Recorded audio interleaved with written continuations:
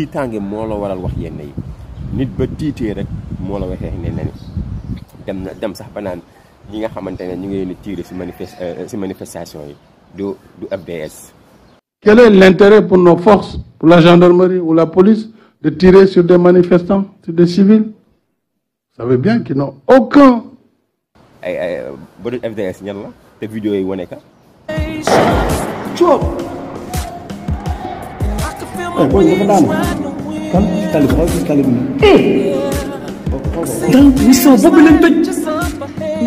vidéo yaa ngi ne mut si Sénégal si internet bi ñu wane nii ñuy tiire ñu daanu teel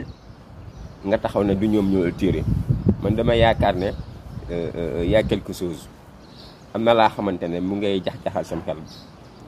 yal na la si yàlla dimbali nga say bët muuru ko ba nga mën a gis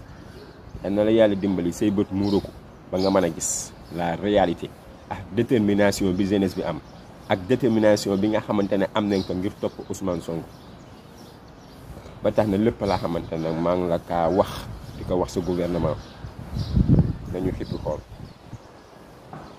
nañu xippi xool te xam na ne injustice du tegu si réew mi incha allahu taala bu soobee suñu borom injustice fii kenn du ko implanté boo waxee na nga ne waaw réew mi du ñu nangu ku koy salfaañe réew mi kenn salfaañoo ko réew mi ba amee nekkaa salfaañe yéen ñii ngànk nguur la parce que yéen a def seen décision ni mu leen neexee bëgg tënk gendarmerie bëgg tënk justice te bu soobee suñu borom yàlla dina dox suñu diggante waaw le peuple est souverain ma waxaat la ka le peuple est souverain ma wax ko sa gouvernement bi yëpp waaw ak ñi laa jàppale ma ne leen le peuple est souverain te li si kanam rawul gën voilà